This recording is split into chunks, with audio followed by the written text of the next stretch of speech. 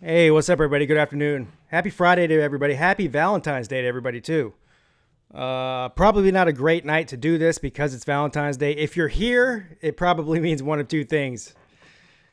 Either you don't have a Valentine, which means you're single, you're not old enough to have a Valentine, or you're married and you haven't gone out yet. That's the whole reason I did it early. I thought about doing it much later, but I figured people are going to get out, going to dinner, and doing that sort of thing. So anyway, I hope you have a Valentine. I am in full Valentine spirit. The beer stream tonight is actually not beer. It's wine. But this is a call-in show. We'll see how long this lasts. Took a couple of weeks off from doing live shows. To be honest with you, got a little bit burnt out throughout the entire year last year and during the football season, doing live shows every week, doing 4, 5, 6, 7, sometimes 8 to 10 videos a week. Carried on a couple of weeks of doing the same thing after the national championship game, and I just needed a week off. So last week I didn't engage in YouTube at all, and just spent time with the family and tried to disconnect a little bit. But I'm back, and I'm better than ever, and I'm sure a lot of you guys are happy to see me back. I'm sure some of you are not so happy to see me back. But anyways, the number to call in, I always forget the number to call in. The number to call in is 864-207-4522. I have been paying attention for the first time. Now, I always pay attention to it. I'm not a huge basketball fan, but college basketball this year has been pretty intriguing. First of all, the ACC sucks this year. This is the worst season that I can remember in ACC basketball. There might only end up being 3 or 4 teams from the ACC that even make the tournament, when usually the ACC has the most teams in the tournament. Everybody always calls ACC the basketball conference. So this year, Clemson beats Duke and North Carolina, beats North Carolina at home for the first time in 59 years, which is pitiful in itself. But turns out North Carolina is no good. They are in last place in the ACC. That would be the equivalent of like Alabama being in complete last place in the SEC, or or something like, or Ohio State being in the last place in the Big Ten or something. But this year, the Big Ten and the Big 12 are definitely dominating college basketball. So we'll see how that ends up. I think today started the baseball season, if I'm not mistaken. I'm actually really excited about Clemson's baseball team this year. Now, I'm not a huge baseball guy. I'm not going to sit here and pretend to be one. I do follow it. I'm just not as hardcore on it as I am with football, obviously. But Clemson's always been a very good baseball program. And there's also some ties with Clemson to the city I live in. So Monty Lee, who is the head coach of the Clemson baseball team, was previously the head coach at the College of Charleston. Of course, I live in Charleston. He was also an alum of the College of Charleston. So for those of you who don't know, College of Charleston is a small college in a small city, obviously, in the grand scheme of things, in Charleston, South Carolina. There is no football team. The only football team we have in Charleston is the Citadel. But they have elite baseball and basketball programs. As a matter of fact, I venture to say, and somebody could probably look this up and tell me if this is true or not, I think the College of Charleston basketball team has made the NCAA tournament more times, probably in the past 30 years, or 20 years at least, than Clemson has. So anyway, so I'm looking forward to the baseball this season. Clemson has been to the World Series, the College World Series, I think like 12 times, but they haven't been since 2010. Of course, we all know that South Carolina, the Gamecocks won a couple of national titles in baseball. What was that, 2011 and 12, or 12 and 13, something like that. They won back-to-back titles earlier in the decade. But anyways, before I check the phone lines, let me see who is in the chat here. If you guys want to talk about football, basketball, baseball, whatever, I'm not going to be able to give you too much insight into basketball or baseball, but I'm open to talking about it. Ballard Sports Media says, Pete, what's up? Hope you have been good. Haven't seen a live show in a while. I think it's been a couple weeks. Edward Craven's in the house. Tiger Nate. By the way, congratulations to Tiger Nate. Tiger Nate is planning on attending Clemson in the fall. I think he's going to a junior college right now. and enrolling at Clemson as long as he can keep his grades up. So good luck to you, sir. I'm proud of you. Brody L's in the house. Melissa May, how you doing? Goose Sports. SEC Dogs in the house. What's up, Pete? Melissa May, I thought you was about to be Mrs. EIEIO. What are you married to him or something? Or dating him? Yeah. Go ahead and check the phone lines real quick.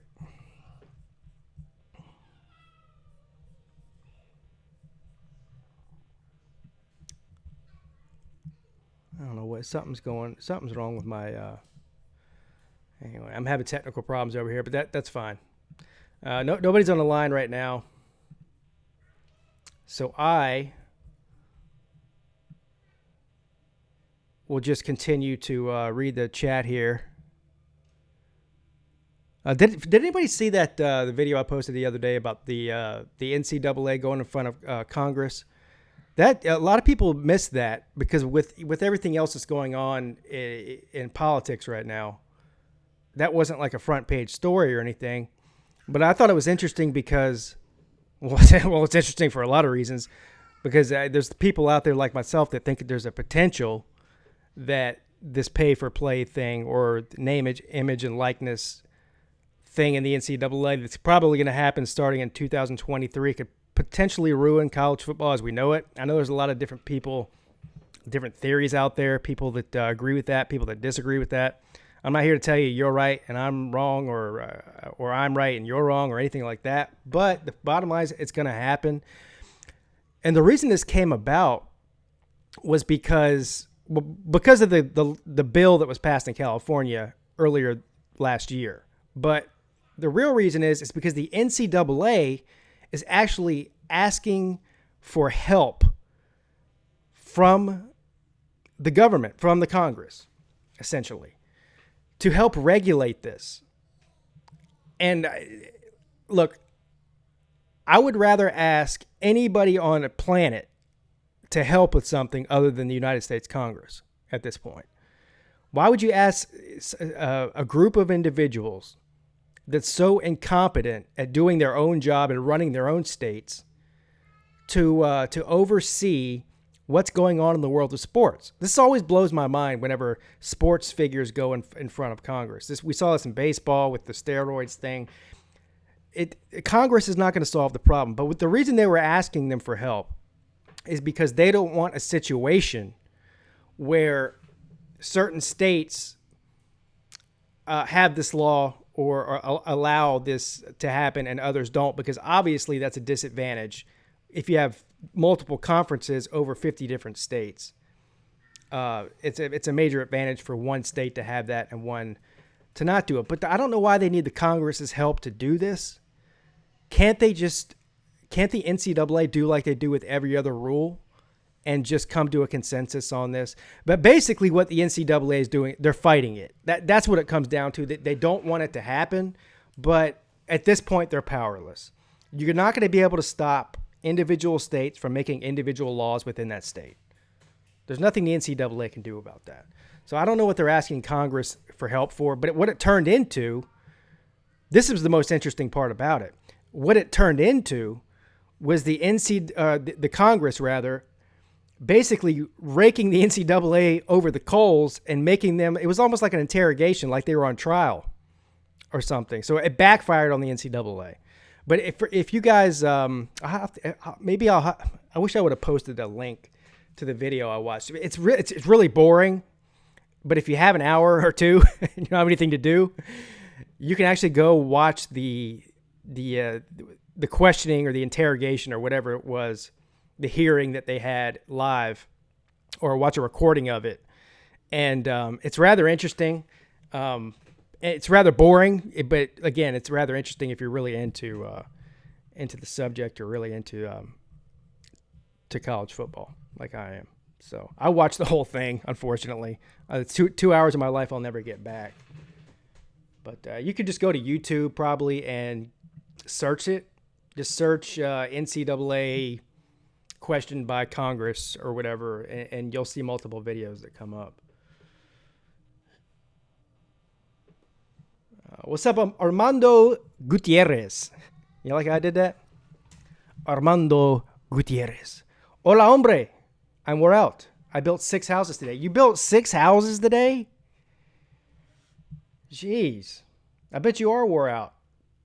I think I would get wore out if I built 1 bedroom in 1 house. What's up, P Digits? Finkel is Einhorn. That is true. And Einhorn is Finkel, just in case you didn't know. Tiger Nation.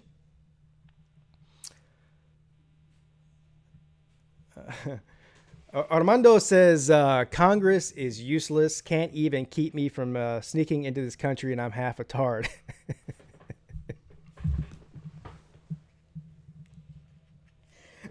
Good night, everybody.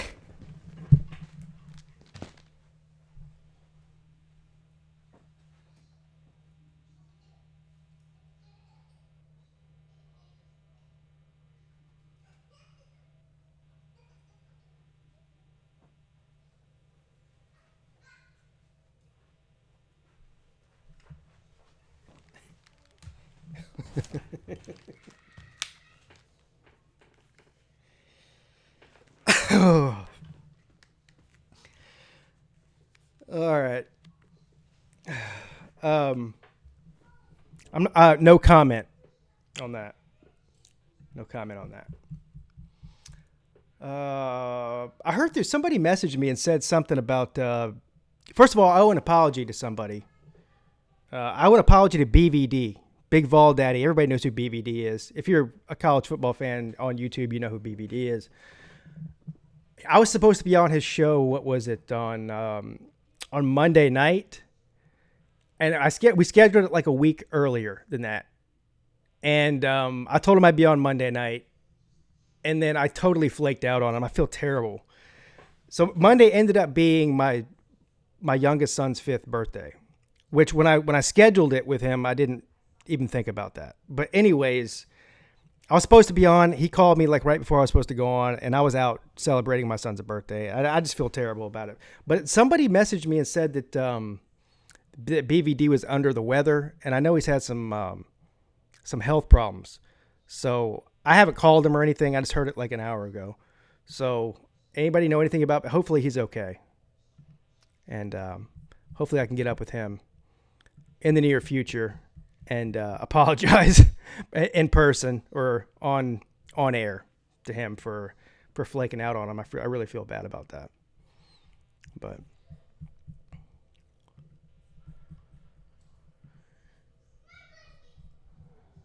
I don't know what I'm doing here.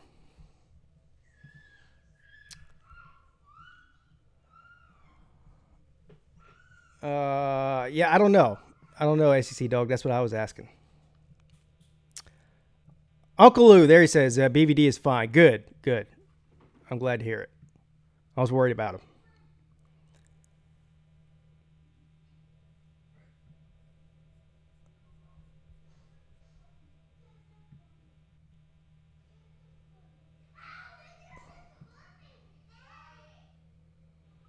PJ just says the NCAA has been losing for years. Congress is their only savior.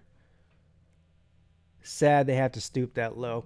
I'm just worried, like most people are, that are real purists of college football, that this is going to end up ruining the sport.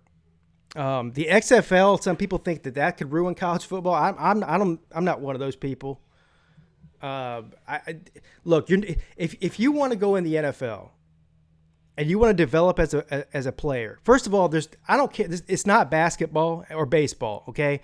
If they eliminated the rule tomorrow, literally tomorrow, that said that you could enter the NFL draft out of high school, it wouldn't matter. It's not basketball. It's not baseball. There's nobody. I don't care who you are.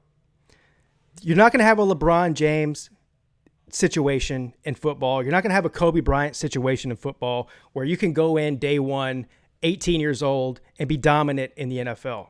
It's just you're just not physically mature enough at 18. It's too much of a contact sport, unlike basketball or baseball. But the XFL might draw a couple of kids out of college, I mean, out of high school to go to the XFL instead of college. But look, here's the reality of it. People don't know this, but the XFL is not the NFL. They don't have high-class facilities. They don't have their own trainers. They don't have their own doctors. So these guys in the XFL who are making $75,000 a year, $100,000 a year, I think the highest paid one is like $300,000 a year is what I read, and that's a quarterback. But they're averaging around $75,000 a year per player, which isn't a lot. After taxes, you're talking about $50,000 or whatever it is, which is a lot to an 18-year-old kid. But they have to pay for their own trainers. They have to pay for their own food. They have to pay for their own housing. And $50,000 is not a lot when you have to pay for all that shit. In college, you get free food. You get free housing. You get free medical care. You get free tuition. You live a much better life at an elite college football program than you would in the XFL, even if you're getting paid to be in the XFL. So I don't think that the XFL is going to draw away great talent from college. I just don't think it's going to happen. It's a much better life to go to college than it is to play in the XFL. Listen, the XFL is a grind. These guys aren't doing it because for the money. They're certainly not doing it for the money. They're doing it for a chance to get in the NFL. But most of these guys, or all of these guys at this point, are guys that were once on an NFL roster or just couldn't quite make an NFL roster or were on a practice squad or whatever. But there's not a comparison between a college experience and the XFL experience. I think every person that's in the XFL currently would agree with that and would tell you that the best avenue to get in the NFL is through a college program, not through the XFL. So I'm not worried about that, but I am worried about the pay-for-play thing. That does worry me. What's up, Nate Kingston? How you doing?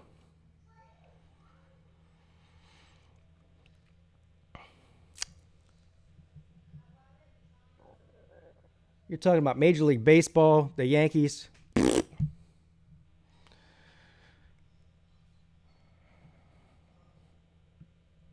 Yeah, I could care less about Major League Baseball. Did you guys see that apology from the from the Astros guys?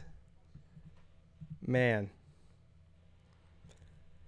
Is it just me, or does it seem like that baseball is the biggest cheating sport of all of them? I know there's cheating that goes on in every sport, especially when you're talking about professional sports and there's millions of dollars and these guys' livelihoods on the line and all that.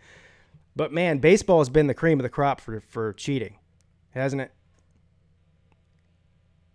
I can't think of anything that's been more of cheating. I mean, I know there's been some stuff in the NBA with some gambling, cheating, it's easier to fix a game in basketball than anything because there's only 5 guys on the court, and if one guy decides he wants to throw a game or point shave or whatever, then it's much easier than if you have 22 guys like in the NFL.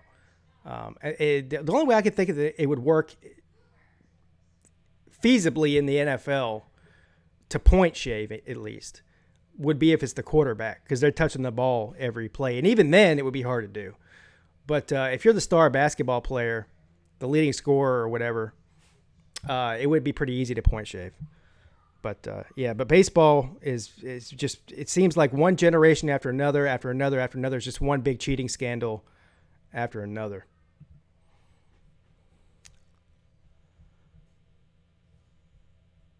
Astros still get to keep the championship, though. They're not stripping that championship from them. That's surprising. I thought that would have been the first thing they did. What's up, the Lee Smith channel? How you doing, sir? Baseball is boring. College basketball is more popular. I don't think baseball is boring. The problem I have with Major League Baseball in general is as a fan, I can't, 180 games in the regular season or something? I can't follow that. Who can follow that? You got to be retired or just, not have a job. You sit around and watch baseball all day and to follow that. Who can follow that? I mean, at least with football, there's only 16 games a year in the NFL and 12 games a year in the regular season. At college, it's much easier to get up for one game a week in football than it is 5 games a week or whatever. It's just there's too many games. And basketball to me, I used to be a huge basketball. When I was younger, that was the two sports I played predominantly. When I was, well, hell, my entire childhood. Basketball, and of course, I grew up playing golf too, so I was a serious golfer. But basketball and golf were really the main things. But I love the NBA. But the NBA to me eventually just became dunking and 3-point shooting. And I'm not I miss the old school basketball. I probably sound like an old man, get off my lawn type of guy, but I'm old school with the basketball.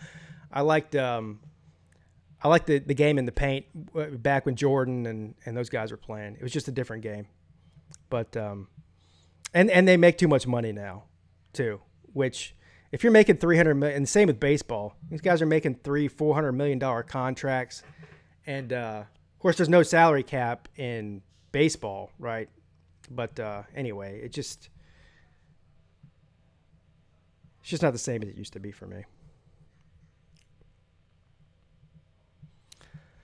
Ruben Terry says, I've been watching hockey lately. I like watching hockey live. We have a minor league, or I don't know if that's what you even call it. I guess it is.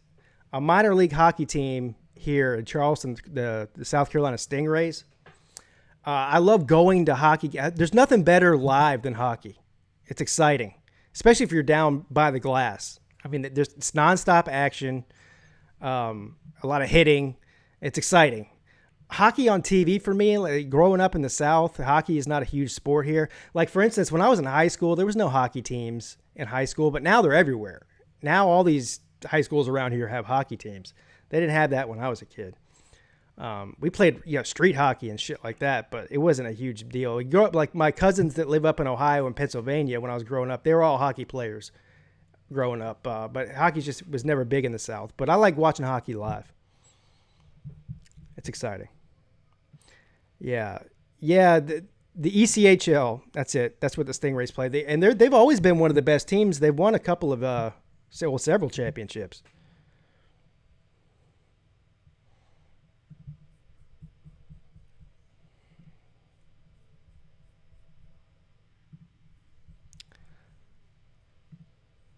All right. Well, I shut the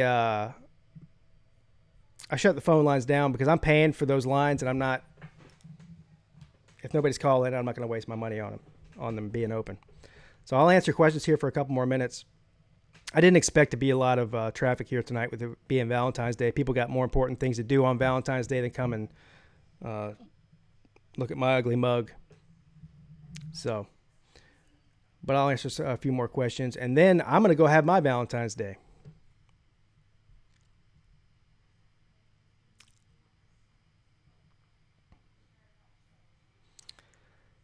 Clemson Carson, how you doing, sir?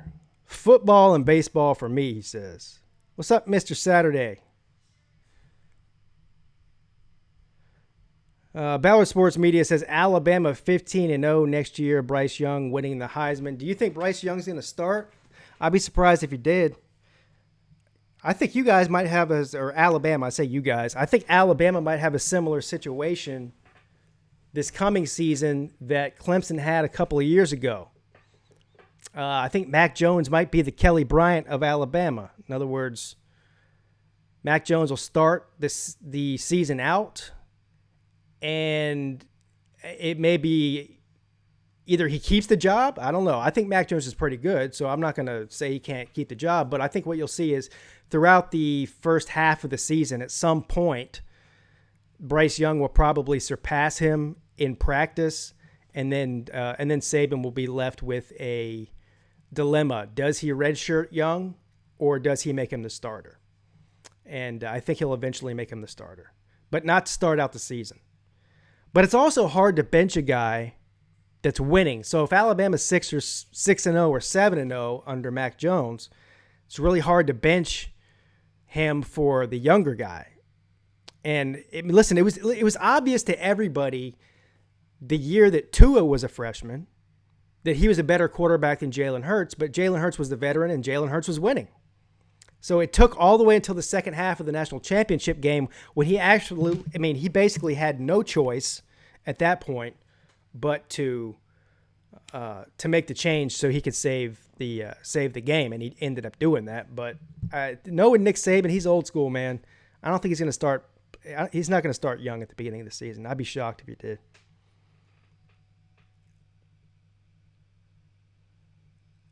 Yeah, Ruben Terry says if Jones goes undefeated, Saban will ride with him. I tend to agree with that.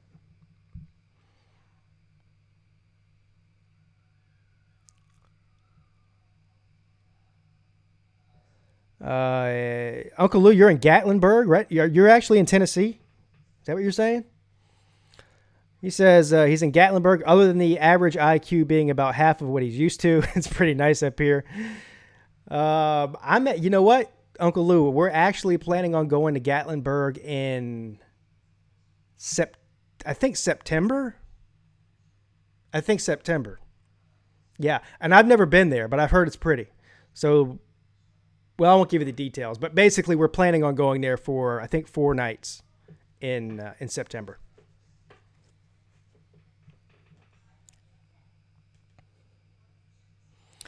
Who's the quarterback for Michigan? You know what? I have it written down somewhere. Somebody else type it in. I don't feel like flipping through this giant notebook to look for it. I know the kid's name. Hold on, let me think for a second. It starts with an M. His last name starts with an M.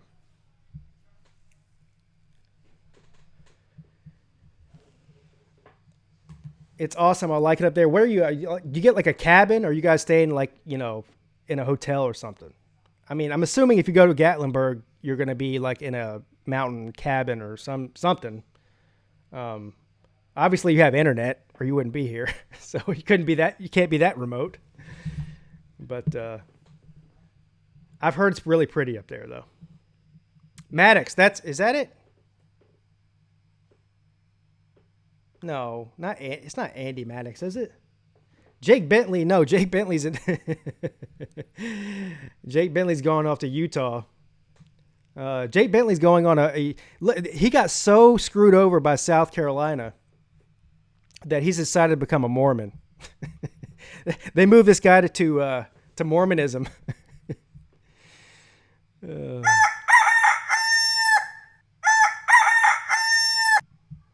Yeah, Jake Bentley. The only way he could have got further away from the state of South Carolina and Will Muschamp was to go to Utah. Yeah, pretty sad. See what he does out there. I mean, he couldn't even beat any ACC teams, so he figured he'd test his luck in the Pac-12.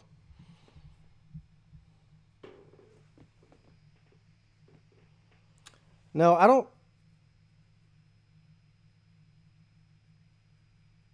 Yeah, I made a video about whatever what's his face was transferring, Chase Bryce. I said something about him possibly going to Michigan, right? This is right when he announced that he was transferring. And I got a couple of Michigan fans, which I didn't even know that I had literally even 2 Michigan fans that even watch this YouTube channel because they all hate me. But I had a couple of them on and started telling me who their quarterback is and that he's going to be the next friggin' Tom Brady or whatever. I'm like, okay, whatever. Never heard of him before. There it is. Dylan McCaffrey. That's his name. Yes. Thank you. Who is that? Dante Colon. Thank you. That's his name. Dylan McCaffrey. This guy's supposed to be the best thing since sliced bread. Okay. Nate Kingston says he doesn't hate me. Well, that's good. I appreciate that. You must be new here. Joker's Wild. This Joker's Wild guy, he's a genius. Look at him. Look at him. Look at you. Look at us. Look at us. Joker's Wild. Oh, you big man. Joker's Wild.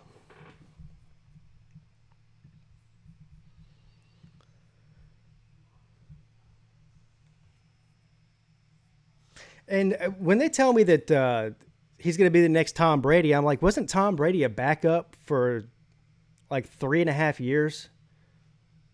Something like that. I know he started his last year. I don't know if he was even the entire year, though. I don't know. That was a long time ago. That was like what? That was like 1998 or 1998 or 1999 was his senior year at Michigan. Long time ago. What's up, vodka drinker?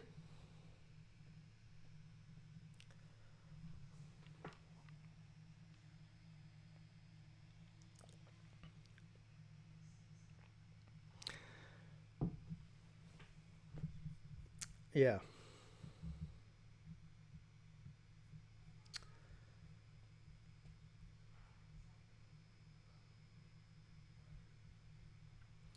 Yeah, Christian McCaffrey's younger brother. That's right.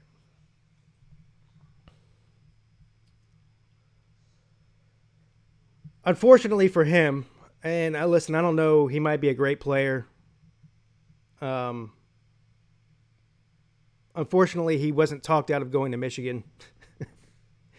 Jim Harbaugh hasn't proven he can develop a quarterback. Well, I'll take that back. He did. He did have Andrew Luck, but Andrew Luck I think could have been developed by a caveman because he's just a generational talent on his own. I don't think that was Jim Harbaugh's doing. But anyway, yeah, I don't know. We'll see. Is he going to be a true freshman this year?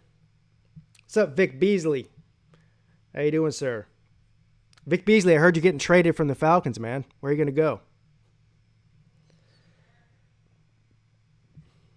McD Sports 4 says that Jim Harbaugh can't recruit 5 stars. McD Sports 4 hates Michigan. Of course, he's a Maryland fan. He hates Michigan and he hates Ohio State.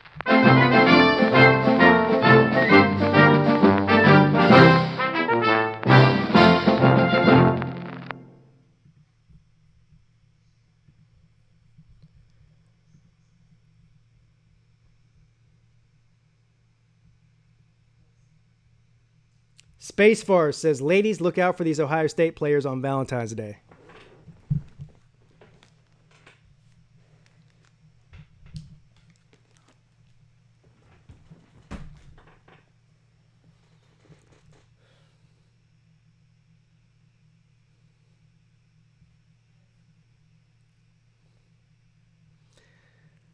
Maryland recruited a 5-star. Yeah, so did South Carolina. They got one too. Unfortunately, it takes more than one. But good for Maryland and good for South Carolina, too. I mean, it took South Carolina getting that bag man to show up to get Birch to sign.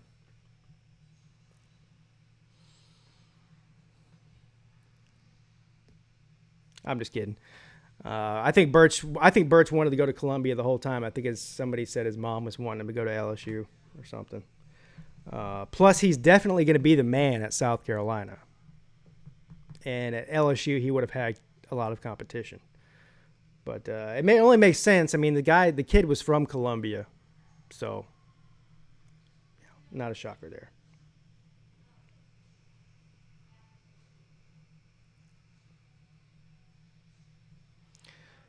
Kraft should get fired from the Patriots. He'd have to fire himself, sir. That would be like Trump impeaching himself.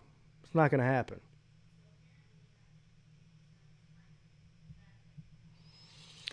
Oh, McCarthy to the... Now, look, for somebody like me who can't stand the Dallas Cowboys, seeing Mike McCarthy go to the Cowboys was like an an 11-month early Christmas present.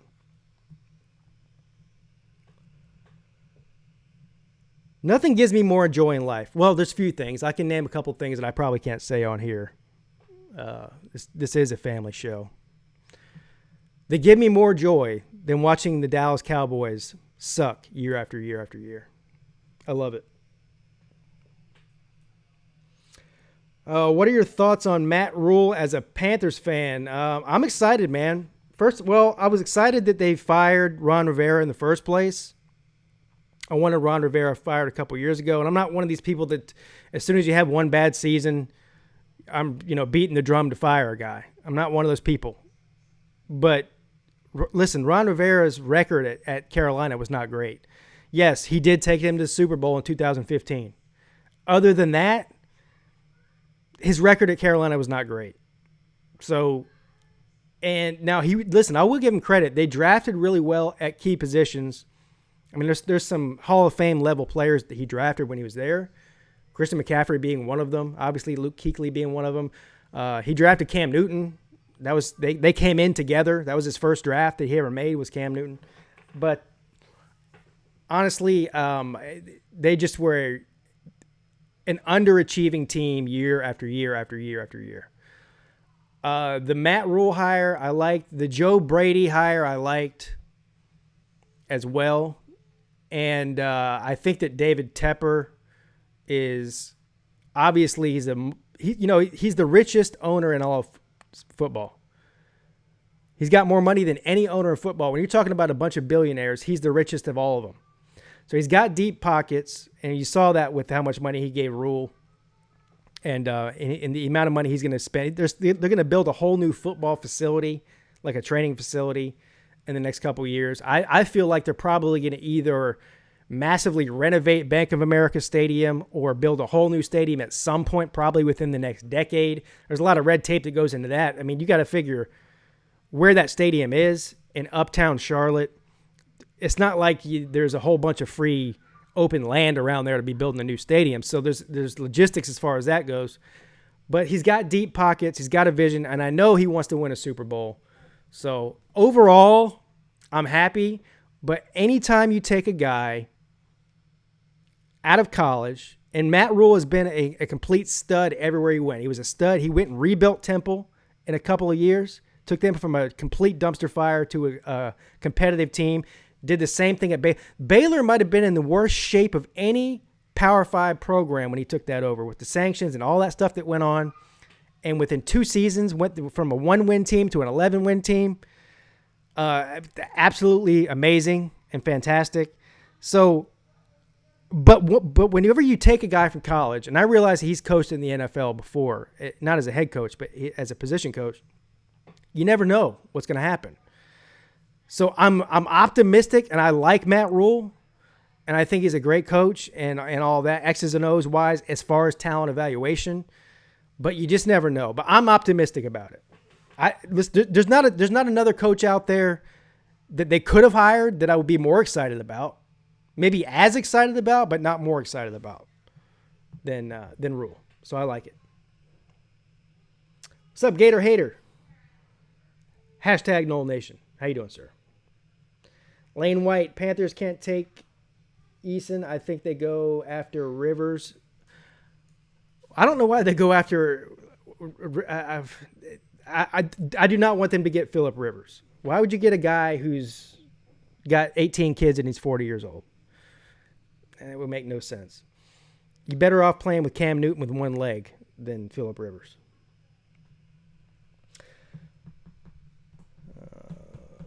I think that if Cam Newton's healthy, they'll stick with him. If he's not, they'll draft.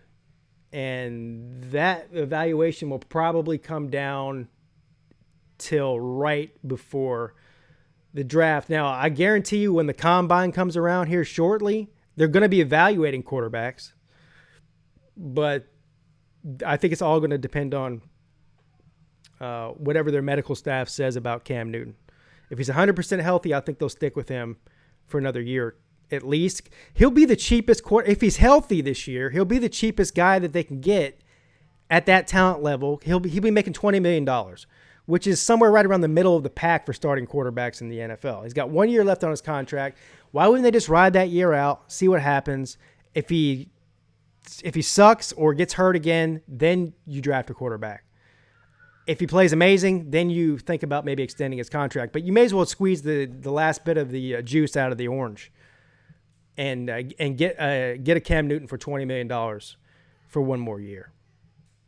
Now, they're not going to extend his contract prematurely. Like normally when you go into your final year as a franchise quarterback, going into your final year is when you renew your contract or you sit out like a lot of these players do. They're not going to do that with him because that will be a gamble with his injuries. So Cam Newton's in a precarious situation where he can't really sit out because they'll just cut him. I mean, they don't really have anything to lose if he sits out. So I don't think he'll play that game with them. Plus, there's no other team that's going to pay him max money if they do cut him without seeing how he can play first. So